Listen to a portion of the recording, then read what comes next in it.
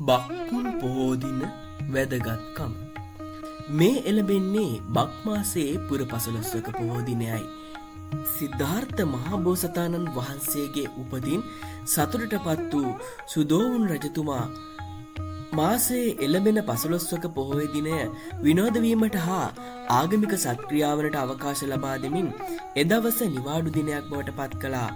ඒ අනුව සිදුහත් මහබෝසතාණන් වහන්සේද එදිනට විනෝදචාරිකා සඳහා උයන් ක්‍රීඩාවට යාමට පුරුදුව සිටියා.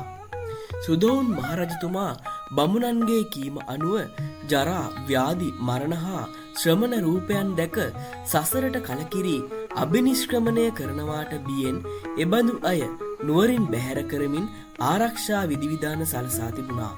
29 වසක් සපිරි සිදුහත් මහබෝසතාණන් වහන්සේ උයන් ක්‍රීඩාව සඳහා පොහොය දිනයේ ගමන් කරද්දී පළමු කොට ජරා, එසේත් නැතිනම් මහලු රූපය දැක ඇත්තේ බක් මහා පුණු පොහෝ දිනය වන අදවන් පොහෝ දිනකයි. එතැන් සිට ව්‍යාධි රූපය වෙසක් පුන් පොහෝ දිනයේත්, මරණ රූපය පොසොන් පොන් පොහොය දිනයේදීත්, මහන රූපය ඇසළ පුන් පොහොය දිනයේදීත් දැක තිබෙනවා. මහන රූපය දුටුදා සසරින් එතරවීමට ගමන් ආරම්භ කරන්නට තීරණය කරගෙන ඇසර පුන් පොහොදා අභිනිශ්ක්‍රමණය කළ බව බුද්ධ චරිතයේ දැක්වෙනවා.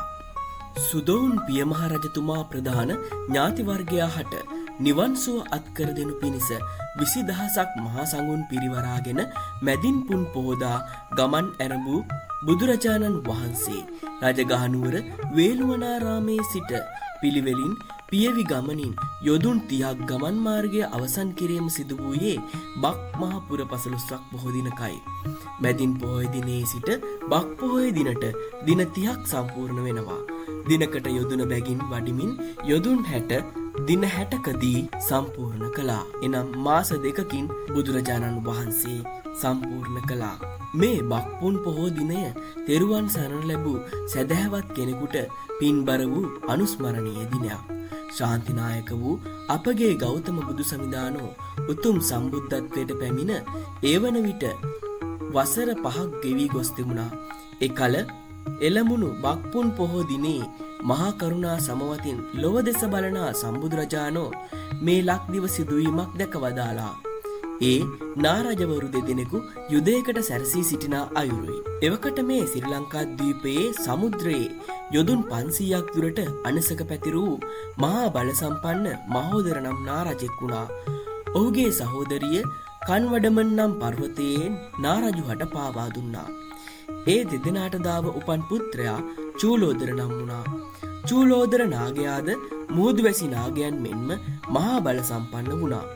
ඉක්බිති මහෝදරගේ පියා කලුරිය කරද්දී තමා පරිහරණය කළ අඟනා මිලිපළඟ චූලෝදරගේ මෑණියන්ට පවරා දුන්නා. ඒ මිනිපළඟට ලෝභ වූ මහෝදර සුවිශාල නාග සේනාවක් සමග යුදයට පිවිසුණා. චූලෝදරද තම මාමණ්ඩියට එරෙහිව යුදයට සැරසුණා. මේ මහා සංග්‍රාමය නාගදීපයේදී සිදුවීමට තිබුණා. සිදුවීමට යන විනාශය දුටු අනුත්තර පුරිස ධම්ම සාරතීන් වහන්සේ එ르දියෙන් නාගදීපයට වැඩම කොට ආසේ වැඩ සිටිසේක. ඒ ගමනට දෙව්රම් වෙහෙර අසල විමානය කොටගෙන සිටි සමිද්දි සුමන නම් දෙව්රජුද කිරිපළු රුකක්ගෙන ඒ තථාගතයන්න් වහන්සේ හට ඡත්‍රයක් කොට දරමින් පැමිණියා. විශාල නාපිරිසක් රැස් වූ ඒ නාගදීප භූමිය බුදුරදුන්ගේ 이르දියෙන් ඝන අන්ධකාර වී ගියා. එකිනෙකා නොපෙනෙන තරම් දැඩි වූ ඒ අඳුරට බියපත් නාගයෝ විලාප නගන්නට වුණා. එවිට ඒ අඳුර අතරින් ආලෝක ධාරාවී දුවලමින් සම්බුදුරජාණන් වහන්සේ පෙනී සිටිසේක. සියල්ලෝම ඒ බුදුරජාණන් වහන්සේ වන්දනා කළෝය. දමනය වූ ඒ නාග පිරිස බුදුරදුන්ගෙන් අභය ඉල්ලුවා. මිහිරි සරින් කාකෝලුක ජාතකය, තන්දන ජාතකය, වට්ටක ජාතකය, ලටුකික ජාතකය ඇසුරෙන් ගුණමකු භවේත් එකට එක කිරීමේත් ආදීනව පහදාලමින් බුදුරජාණන් වහන්සේ ඒ මොහොතේදී නාපිරිවරට ධර්ම දේශනා කොට වදාලා. සසරේ ආදීනව පෙන්වා දී වදාලා. යුද්ධයට සැරසුණු නාපිරිස එය අවසානයේ සමගි වුණා.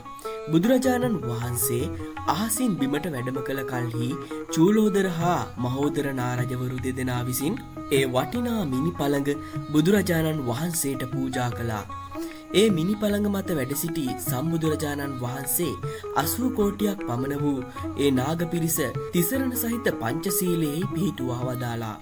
අනතුරුව පාරිභෝගික වස්තුවක් ලෙස වැඳුම් පිදුම් කිරීම පිණිස ඒ වටිනා මිනි පළඟත් කිරුපළු රුකත් නාපිරිසටම ලබා දුන් සම්බුදුරජාණෝ එදිනම යලි දෙව්රම් වෙහෙර බලා වැඩමකට වදාලා.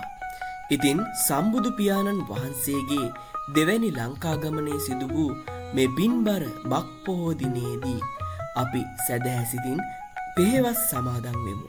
සිත කය වචනය සංවර කර ගැනීමට මහන්සි වෙමු. දුර්ලභව ලද මිනිසත් දිවියේ පින් රැස් කර ගන්නමට උත්සාහවත් වෙමු.